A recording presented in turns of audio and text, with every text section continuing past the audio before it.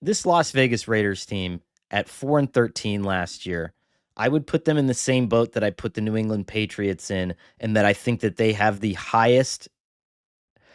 They have the ability to improve their win total over last year better than almost any team in the NFL. Like I would put the Wow. 49ers in that Okay. boat. I would put the Patriots in that boat, and I would put the Raiders in that boat. Now, it's Yeah, I not feel saying like the that they're going to Niners be. don't even count, right? Like you can't like it's like not saying the Niners almost cheating, isn't it? Well, so really quick. I think the 49ers, whether it's cheating or not, you would say Arizona could, or the San Francisco could win like 6 more games than they did last year, Yeah. right? Um, I guess the Bears could win like 4 or 5 more games than they did last year, which would be a lot. The Cowboys could win like 3 or 4, but like the Raiders, I put them right in there, like 4, 5 wins. Yeah. I don't know about the Browns, but the Patriots, I think they got a lot better. But so we'll start the conversation there. You bring in Pete Carroll, which I thought was actually a really smart hire once you had to pivot away from the Ben Johnson sweepstakes. And the thing that I Mhm. liked about the Pete Carroll thing is the all-star staff. And again, I've been tripped up by this before. I mean, you can go back and read what I wrote, that I thought Frank Reich put together one of the great staffs when he went to Carolina, and that there was no way this thing was going to miss. And it turned out there were a bunch of disjointed parts who didn't know how to work together, and the team was also awful. And so all that stuff combines into, a really Right. bad situation. This is a little bit different because I feel like these are all kind of old dogs who know the deal. And Pete Carroll's only on I think a 3-year contract. It's a shorter term contract, probably trying to pave the way for whatever's next. Maybe it is Chip Kelly. Chip Kelly's on offense. Retaining Pat Graham on defense, I think, was huge for them as a Yep. defensive coordinator. So you set the table for that. Then you get a vet at the quarterback position who trumps anything you could have done with Gardner Minshew again this offseason, or with a rookie. Yeah. You draft possibly the most electric offensive player in the draft at number Mhm. 6. He falls into your lap. I don't know, Albert. I mean, I what mean, are you it looking got at? like I think one thing that I like about where they're at. So first of all, like I think the play for the Raiders this offseason was like I think they wanted to reestablish credibility. And like with Brady coming in as the owner, and I think what people haven't paid attention to with the Raiders is how Brady brought in these other big money guys, right? So there's Mike Meldman, who is the founder of Discovery Land, which for people who don't know, that's the company that built the Yellowstone Club. So like big money. And then Egan Durbin's the name you hear a lot in NFL circles. He's the CEO of Silver Lake, and Tom Wagner, who's Tom Brady's business partner in Birmingham City. So, like, I I think the Ben Johnson story. I'm sure you've heard it from me, right? But the Ben Johnson story is really instructive in kind of explaining what is happening there. In Mm-hmm. that Ben Johnson and his agent basically went through potential suitors in November and December and looked at it and said, okay, here's who we're gonna kind of pick and choose who we interview with. And then they kind of got ahead of it and told certain teams like, hey, don't bother we don't want to embarrass you. Just don't put a request in. We're not going to interview you, right? We're not going to Right. interview with you. So they did that with the Raiders, and then the Raiders came back and said, well, wait a minute, like let me put you on the phone with Tom. And so they put him on the phone. They put Ben Johnson's camp on the phone with Brady, who basically explained to Ben Johnson, like, look, like this is going to be completely different. And after about an hour and a half on the phone, all of a sudden now Ben Johnson is interviewing with the Raiders. Now they didn't wind up getting him, but I do think a big piece of that was we're not going to be a cash poor team anymore. We're going to have resources. We're going to pour into the organization. We're going to pour into the football operation. This is going to be a whole new thing. And I think it was wound up being an intriguing job to coaches because of that, because this is Yeah. like being on the ground floor of something. And I think that's how you get Pete Carroll. And I think the reason why you get Pete Carroll is because you are trying to establish that credibility that this is a new day there. So you're not like taking some wild swing on someone where you don't know if it's going to, you know what Pete Carroll is. And then Right. and then to take it to another level, you're paying $6 million a year to get Chip Kelly from Ohio State. Well, that shows that it's different too, because the old Raiders can't do that. You know what I mean? Right. The old Raiders can't spend that much on an assistant coach. So I think so much of this is about establishing credibility, getting yourself back up to a point where it's like we can be competitive week in, week out. And to your point, I think like when you draft Ashton Genty, I think you sort of, and you have Geno Smith there now, like you sort of like, okay, like can we create a formula now where we can compete week to week? And I think you can, like which is classic Pete Carroll run game, like and Chip Kelly's really good in the run game, like a run game centric offense that is leaning on its defense to win games. And then we see if the defense is good enough to do that. But they've added pieces on defense too. And I look at it all the way around and it's like, this can be a good competitive team, Now, I think 7 wins is probably like a realistic, like if you can get to 7 wins and you look good at the end of the year, it's a good place to be. But I think this is a team that could be a pain in the ass to play against. Here's optimistic for me: 7 or 8 wins. You beat the Chiefs once. Yeah. Which again is a big if, but they almost did it last year. On Black Friday, they were, I was going to say, like, that was like, right down to the wire, right? Yeah. And so it's not like this is out of bounds, but it's like a clinical win over the Chiefs. And the problem is you play them in week 18, which means you might be playing against, who's the Chiefs backup quarterback now? Isn't it Gardner Minshew? Oh, right. Yeah. So it'll be a revenge game. That'll be fun. Yeah. For me, here's what I think or hope for Pittsburgh, for Las Vegas. The similarities between this and New England are apt because New England kind of has a lot of old salty dogs in the mix that they needed just to patch holes on the roster. So look at this Raiders defense. Jermaine Pratt from Cincinnati, Landon Roberts from Pittsburgh, Jeremy Chin from Washington, Eric Stokes from Green Bay, Devin White from Houston/Tampa Bay the year before. And then I didn't notice this, but did you know that Jalen Smith is on this team? Like the Cowboys, Jalen Smith from Notre Dame.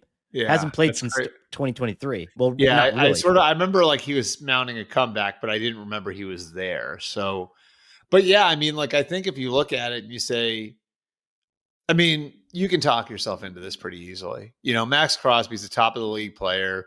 You've got a franchise type of weapon in Brock Bowers on offense. Mm-hmm. You have now, and I think it's always like, to me, like one of the underrated things is having a great running back and a great tight end, because a running back forces the defense to come up, and who's running behind the defense is the tight end. You know what I mean? Like who's running down the seam, like past the safeties who come up to defend in the running game. I think that can be a really great thing. If you've got a running back you got to pay attention to, and then a dangerous tight end like Brock Bowers, you can talk yourself into this being like a pretty decent team pretty easily.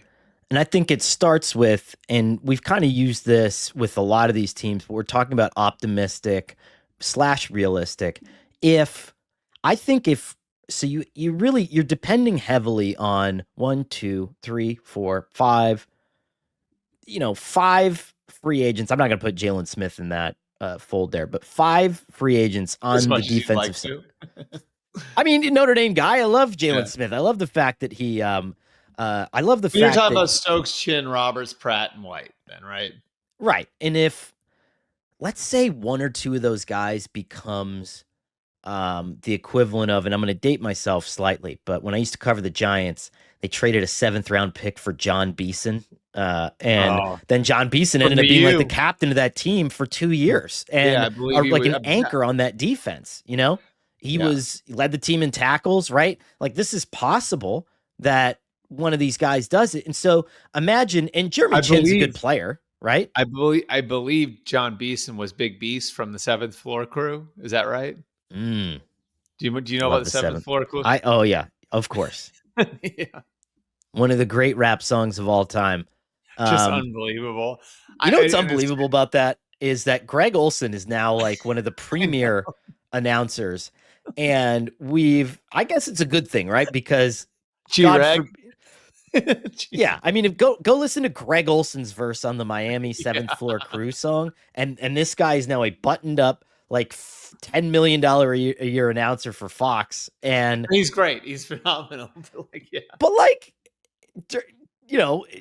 other times that gets somebody completely whacked from and it's, I don't know. I just think it's funny. But good for him that I guess you just How was that? What was it? If your girl only knew. it was a different time. It was a It different was a time. very different. It was. I think the kids now would probably refer to that as the Stone Age of the internet. Or there's lots of experimentation going on the internet back then.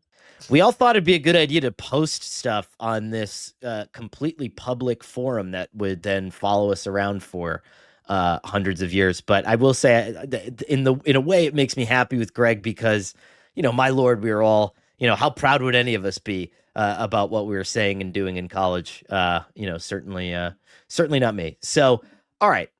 7 or 8 wins for the Raiders, I think, is reasonable. I mean, let's get to just very quickly the situation here at running back. I mean, what do you call a realistic, optimistic expectation for Genty? Is it like I look at let's say 1,200. Bijan Robinson is the last true back of that caliber to get picked that high, and he didn't crack 1,000 yards in his first season. Now, there was a concerted effort there to utilize him in the right way, and you had Tyler Algier who could take a lot of the hits, And Algier and then was Bijan was your change of pace back. I mean, you could argue, I think that first year, like Algier might have been the better pure running back. You know what I mean? Like that. Right.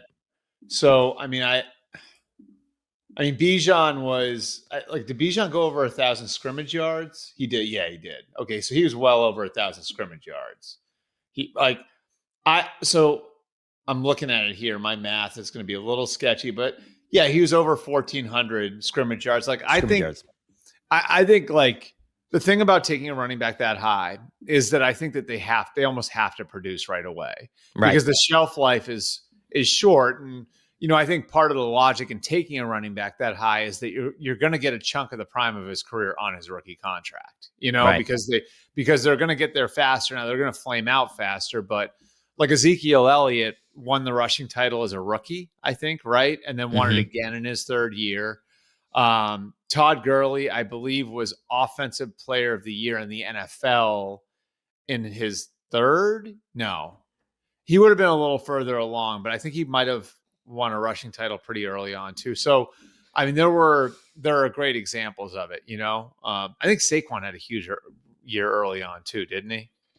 He might have had a good rookie year too. So, I think the point is, like, you're looking for production earlier.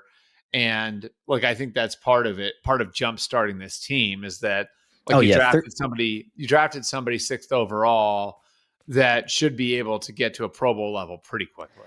I mean, if he puts up, so Barkley was 1,300 rushing yards, 11 touchdowns, and then look at this, 91 receptions for 721 yards and 4 touchdowns. That is unbelievable. He was over 2,000 scrimmage yards? 2,028 yards from scrimmage, yeah. Yeah, so there you go. I mean, is that the optimistic, realistic bar? Because they're saying that, because Genty, I believe, is the highest drafted back since Saquon. I'm pulling up Todd Gurley. Todd Gurley had almost 1,300 scrimmage yards despite missing 3 games. So, like, and that was a guy who was coming off of an ACL, I believe, right? Like, when he was a rookie. So, like, yeah, I mean, I think it's realistic to say, like, he should, like, if you're talking about, like, yards from scrimmage, again, like 1,400 yards, like, you should expect big things from a guy at that position you're drafting. It's not like drafting, an offensive tackle and it's like, well, he's got to get his playing strength to a point where it's at an NFL level, or, a receiver or a corner where it's like they got to adjust to the speed of the guys on the other side. Like, this is generally a position that translates quickly. So, okay, you hit on a few free agents, you win 7 or 8 games, Ashton Genty becomes a stud. I mean, I think that's the playbook for the Raiders.